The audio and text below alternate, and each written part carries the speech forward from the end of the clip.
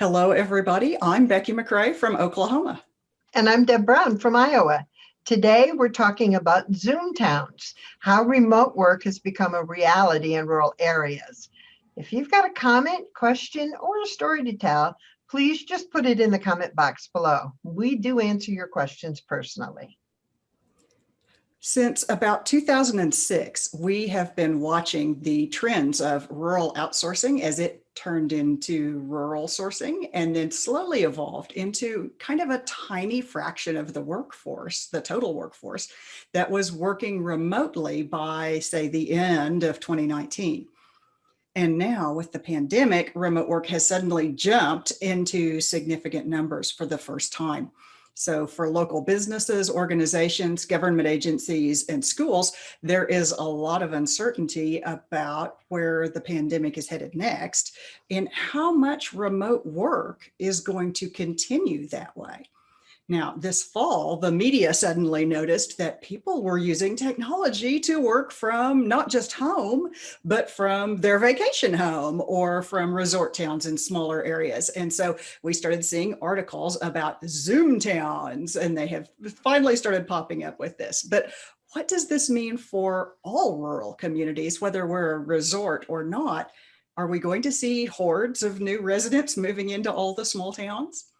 Well, now all of these trends are going to affect the very nature of work, the nature of jobs, and how we do business into the future. Now, our current residents are increasingly working from home and will continue. And we will also see some people moving into rural areas who bring their job with them via remote work or bring their own business with them. We have finally reached a tipping point. There is no longer any question whether we can decouple work from place and choose to live separate from where to work. Well, today we're going to give you practical steps you can take to better position your town for the future of work, for your current residents, for the new people who are moving in, and for your young people who are coming up in the workforce. Using the idea-friendly method, we will walk you through taking small steps to improve your internet service and your places for people to work remotely. Then we will build connections to create the communities that support and nurture your remote workers. Finally, we'll show you how to gather your crowd and build support for remote working and remote workers, whether they are living in your community already, are moving in, or are young people coming of age. Now, we'll do this with the idea-friendly method, and there's a lot more to the idea-friendly method than we can cover today, but we'll give you a quick refresher. It's the easiest way to organize around any project or any idea. You gather your crowd by finding those people who are enthusiastic and ready to take action on this idea. And then you build connections between and across your group to find the resources that you need and to network your way to whatever it is that you need to move your project or idea forward. And then you take small steps so that you can experiment your way forward, learning what works while taking the least amount of risk. So if this is a new idea for you, then we recommend you watch our idea-friendly video. There's a link to that at the bottom of this page. And if you are a member, that is included in your membership, no problem. If you are not a member, there is a link below for a free trial 7-day membership. So you could use that to watch the idea-friendly method video and at the same time, see if maybe you would like to be a member as well. Well, we'll start with taking small steps to improve internet access in your community and improve the places for people to work remotely in your town. So let's begin with the internet. Broadband is necessary, yet almost no town we've ever visited is satisfied with its internet service. We all want faster broadband. And each small town is different too. Some have fiber, some don't even have 3G yet. Some people in rural areas are getting by with cell phones as a hotspot as the only way to get online. Others are able to use satellites until they slow way down because data caps limits how much data you can use in a month. And even if you have amazing broadband right now, there are steps to take to improve access to it. because grants, funding programs, and government schemes are different all over the world and changing all the time. We won't cover those. Your local networks can best help you connect with them. We'll focus on how to take small steps with ideas that work anywhere. So until you can ensure every home and business has internet access, you want to start by making the most of the internet you do have. One practical way to improve access to your existing internet is to create a library hotspot checkout program. Portable internet hotspots are about the size of a cell phone and provide reasonable online access using the cellular network. It's good enough for web browsing and emailing, but not great for video streaming. Oklahoma State University started a rural library hotspot lending program in some small towns across rural Oklahoma. They give small town libraries up to 7 hotspots to lend out. One of the first towns to participate, Haskell, Oklahoma, population 1900, and half of them have no access to the internet. Dr. Brian Whitaker said that after the first year, libraries have found it easy to get local businesses to sponsor keeping the program growing. They let businesses put a sticker on the hotspot device in exchange for covering the cost of the data plan. Hotspot lending programs can help more than just students and families. They can actually support local entrepreneurs as well. In Paulding, Ohio, a young family owned a building that they wanted to make it into a coffee shop. Well, their first step was to create a pop-up temporary coffee shop experience just to test the idea out. And of course, they wanted to offer Wi-Fi, except it wasn't in their budget for the pop-up. Well, their library had mobile hotspots that they could check out. So that's how they provided temporary Wi-Fi at their pop-up coffee shop. The next practical way to improve access to your existing internet is to share more free Wi-Fi around your town. Now, you have seen students this year sitting outside of restaurants and businesses or in their cars in the parking lot doing their homework over borrowed Wi-Fi.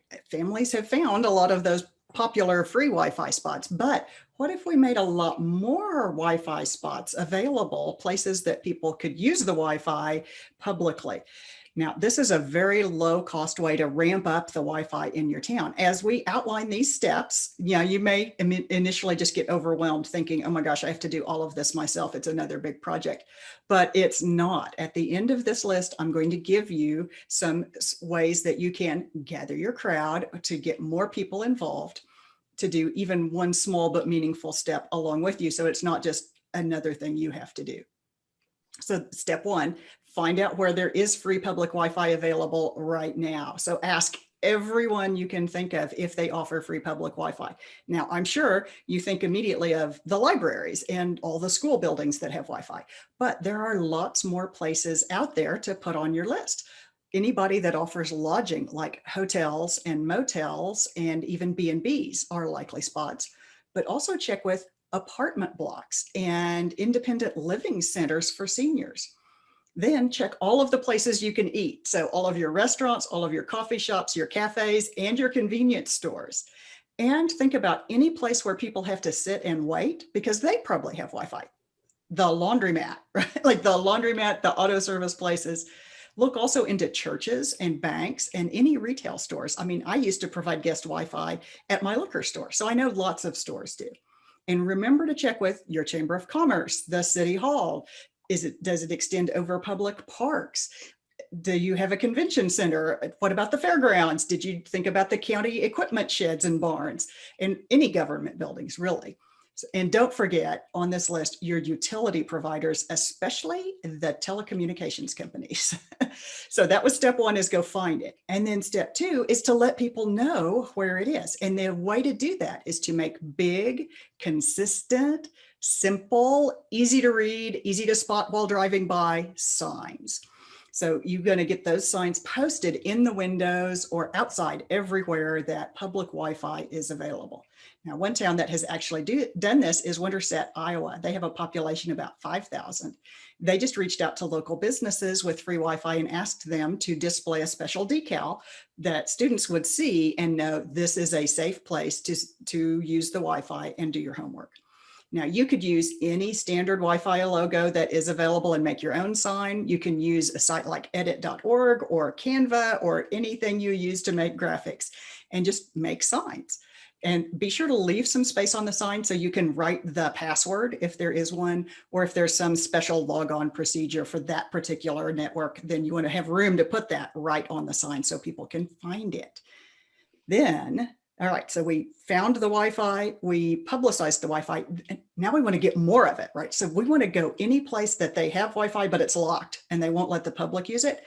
Ask if they can open it to the public, or if they can provide a second network for guest access. Many routers make this as easy as just checking a box in the settings, which is how we did it at my store. We just went into the router settings and clicked add the guest network, and it said guest network. There you go. Now, the fourth step, make this into a community project. Think of all the small but meaningful ways that different people can be involved in this. Somebody needs to design the signs or decals, and somebody needs to do printing or copying.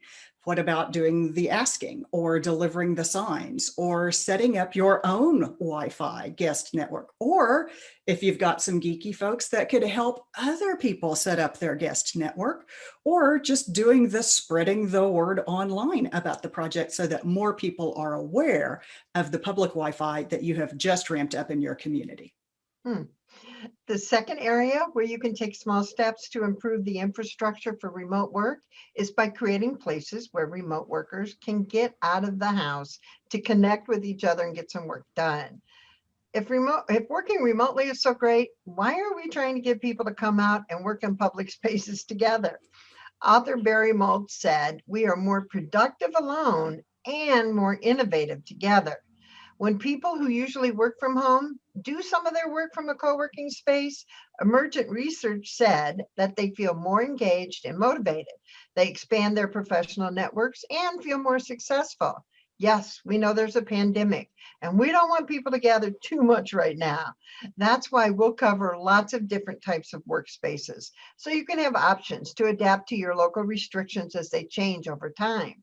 You can promote these alternative working spots so everyone doesn't crowd into the same coffee shop or the only co-working space, but still give people a chance to get out of their home and away from distractions.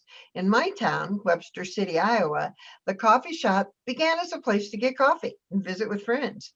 But like most coffee shops, people started using it for a workspace, and different people come at different times of the day. Students come in the late afternoon, some do homework there. One of the city council people began to hold open office hours on Friday mornings in the coffee shop. He'd work on his computer when no one was visiting with him. Now let's look around town and find other places that could be kind of an unofficial co-working space, because we realize not all of you have a co-working space, or you want to have these other options so we don't get everybody grouped up in that one location. Now, start with the public library because they have work areas, right? I know they do. And then maybe there's a local hotel or motel or B&B that has a workstation or two for guests. And then whatever organization or business you work for, could you set up a guest workstation in your office? Economic development groups and chambers might be the first ones to volunteer here, so we're calling you out. Can you offer at least one co-working space in your office? And then look around your town. What other businesses aren't using all of the space that they have? Often this is an insurance company that has way more open space than they're actually using. I can't tell you how many times you look at the front room of an insurance spot and go, wow, like 3 more people could co-work in here. And then maybe you know of, say, an attorney or some other professional office where maybe a partner retired or something, so they have an extra office in their building that they're not using. That could be a co-working space. And then what about the church fellowship hall or the youth center? Would they accept folks for co-working? So that's just to get you started. And as you share these lists of alternative work spots, then you will be starting to build community. And you will get the attention of people who work from home or work remotely. And then as people meet each other at these spaces, they'll start to build connections. And that's an essential part of building community and building social capital. Now, you begin informally, and then when you've built a community this way, These are the people who can work with you to create future co-working spaces. When it's time to actually think about finding a building for a co-working space, you'll have that community ready. When I actually started my own co-working space in my nearby big town of Alva, Oklahoma, I actually talked to somebody who was running a successful co-working space in the big town, and he said, build the community first, which was really smart. And I probably should have done that because I didn't do it, but I passed this information along to you because that was absolutely the best advice that I did not take. So my co-working space actually did not last that long because there wasn't much of a community other than me and a couple other people who kind of used it. So I remembered that advice and I pass it on to you. And that brings us to the build connections part of the Idea Friendly method. You want to build connections between entrepreneurs because entrepreneurs learn best from each other. When they're in close proximity, they have opportunities to run into each other randomly. They'll talk to each other, answer questions for each other, come up with ways they might work together, or potential customers that they might refer to each other. So when you have a group of entrepreneurs in one location, they can also share experts. One person knows a great social media helper, so she'll refer her to other tiny business owners. Our friend Sheila Scarborough, co-founder of Tourism Currents, created her own local remote worker community with Jelly Co-working Days in Round Rock, Texas. Now, Jelly is just a fun name that she borrowed from a national group. And Round Rock is a big suburb, but the idea is simple enough to work anywhere. Just bring your laptop and let's work together. Everyone works on their own projects, but they gain from the atmosphere of working together. Some weeks it was just her. Some weeks it was a big group, and that's the start of a community. Absolutely. Now, there is another part of building connections that we want to talk about, and that is connecting to resources. The resource you need most in order to support the remote work is, of course, internet service.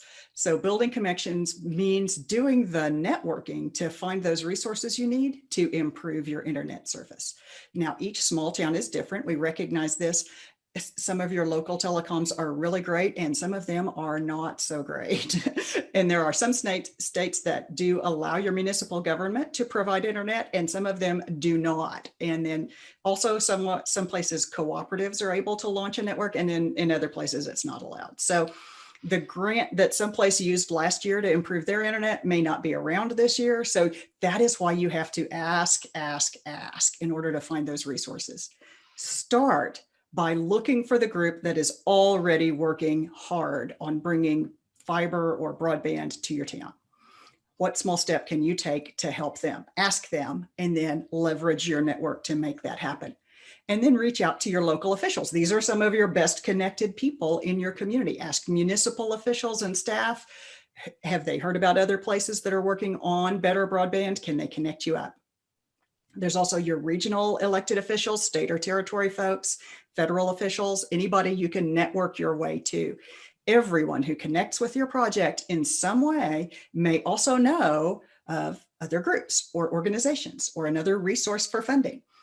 And so ask everyone where your town might fit into a larger regional project or what other resources that they know about that you should know about. And then also look for the people who are working on those policy or legislative solutions in your region. Sign their petitions, send those texts or emails that they make possible, contact lawmakers, ask those people in what way you can help to make those legislative or policy changes happen. Now, you want to focus on what you can change and make the most of the internet you do have. We've taken some small steps to create the infrastructure for remote work, and we've begun to build connections between the workers and to the resources we need to improve. Now it's time to get to the heart of the Zoom Towns question, and that's people moving into town. The first thing people ask us about remote workers is how to attract them. Well, you attract them by being attractive. So take some time here right now, 1 minute, write down 1 or 2 things that make your town attractive right now. Take a minute, we'll wait.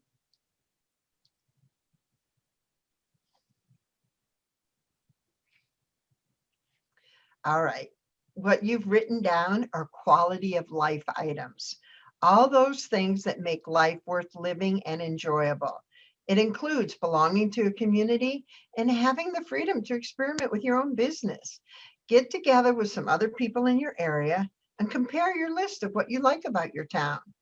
Now, if you have natural draws like outdoor recreation or the beach or the mountains, that's really great, but it's not required.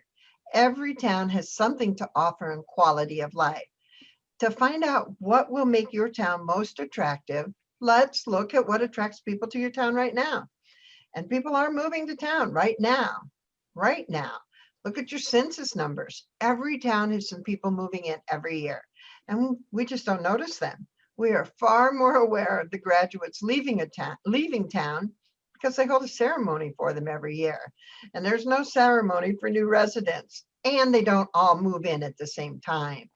Ben Winchester from the University of Minnesota has studied migration patterns in the rural parts of the United States for years now. He says most people are not moving for the jobs already available in your town. More of them are bringing their jobs with them. Many are young families between the ages of 30 and 49, and often with young children. Now, you might have heard Ben speak up before about these brain gain families. I was just in Mount Air, Iowa, and had the opportunity to meet with a group of people who had moved back to this small town of 2,500 people. And they brought with them technology, a large network of professional friends, and their families. They came because they wanted to be close to family, to raise their kids in a safer environment, and because they wanted to make a difference. Many of those young people showed up at my presentation. And I asked people in the audience to stand up if they had moved back to town. 14 people in an audience of 50 stood up. You betcha that was exciting. However, there were many in the audience that didn't realize they had that many people move back to town. And they didn't realize that they were working remotely from home. We heard more about this trend of people who are moving back into towns when we presented alongside Ben Winchester at an event put together by the Montana Extension this fall. They had selected some of the most remote and challenged rural communities to participate. Now, these were not your high amenity resort areas that you may think of, but these were just regular communities and some of the most challenged. Now, Ben gave the participants an assignment to go and find and talk to a few of the newcomers in their town and then come back and report on it. And here's what they found. They all communities found they had new residents, no matter how small their town was. And just under half of those new residents said that they had moved for a job in the area. A quarter weren't working or were retired, and more than a quarter of these new residents in the smallest, most remote, and challenged communities in Montana brought their own job as a remote worker or as an entrepreneur. That's pretty amazing. Now, these new residents said that they were pulled to their new community by factors that you're going to recognize right away. They want to raise their kids like they were raised. They want to be closer to nature. They want a slower pace of life or a lower cost of living. Being part of a small community and friendly people were at the top of the list of things they love about their new small towns. And again, these are some of the most economically challenged communities in the state. So do not write your community off, no matter what your challenges are. Well, besides talking to your new residents one by one, you can actually get them together. It gives them a chance to meet other newcomers, to connect with longtime residents, and to feel welcome. Bennettsville, South Carolina hosted a gathering of newcomers to learn more about them, and for those new residents to learn more about Bennettsville. Everyone had a chance to ask questions of the local business owners, the county economic development person, and I was there too. In a town of 6,000, there were 60 people in the room.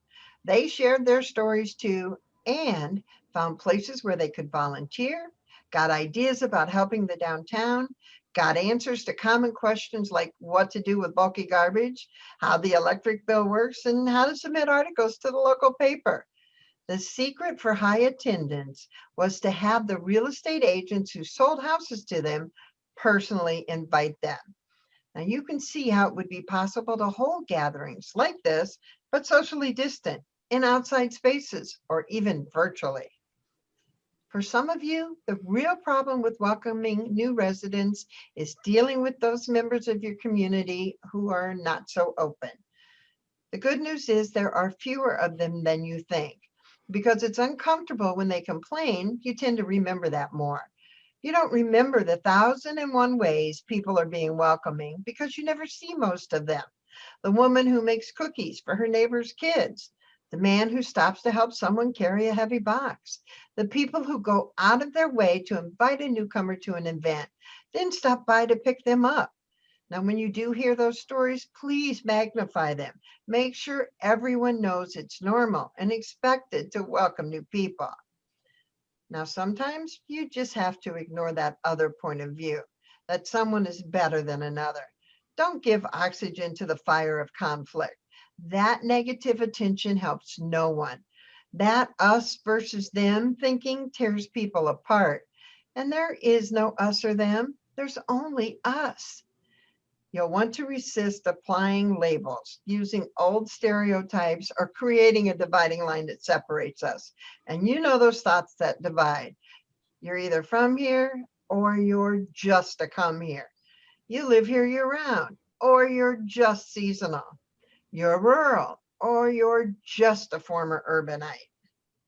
We want you to drop those labels and remove that word just from your speaking. Now, neither type of person in any of those comparisons is automatically good or bad.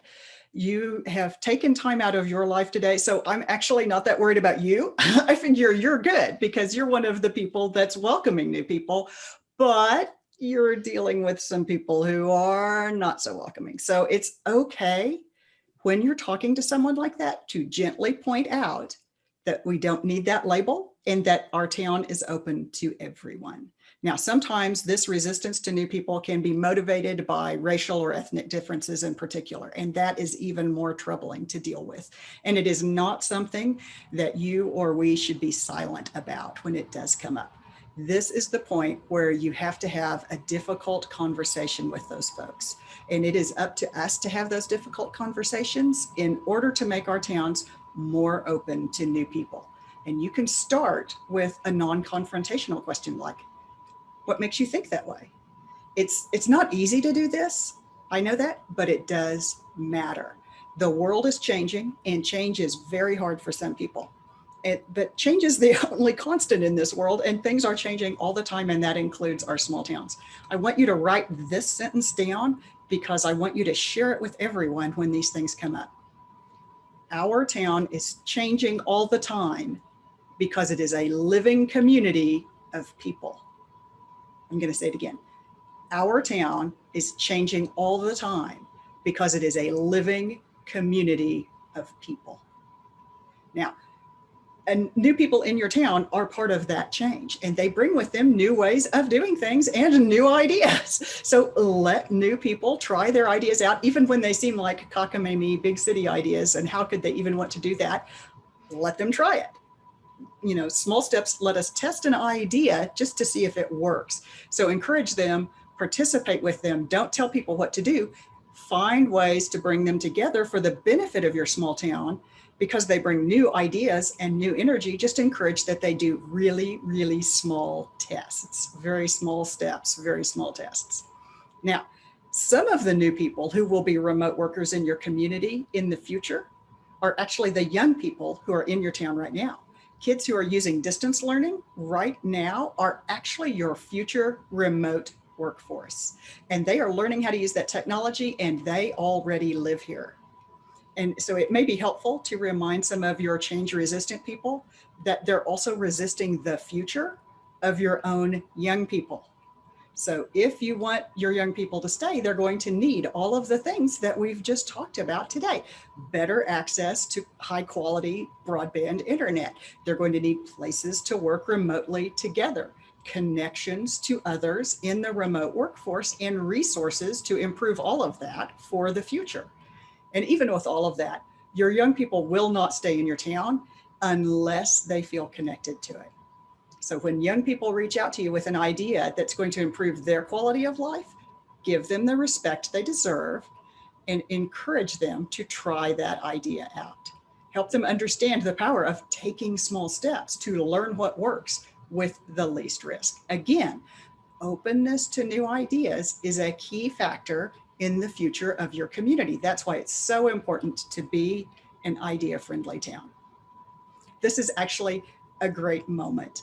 It's one that we have been waiting for a long time. The technology and the social trends have finally come together, even though it happened under the worst of circumstances. But what we make of this moment is up to us. Now, the name Zoomtown is just a fad, probably, but idea-friendly towns, ones that are open to new ideas, those are communities that will endure and prosper. We are valuing all the people who are here now, people of all ages, all ethnicities, all backgrounds, all incomes, people who are new in town, and people who have been here for generations. Together, we are creating the town we want to live in, one small step at a time. Mhm. And don't forget to let us know your ideas or ask questions below in the comment box. We do answer your questions personally. Thank you. I'm Deb Brown from Iowa. And I'm Becky McRae from Oklahoma.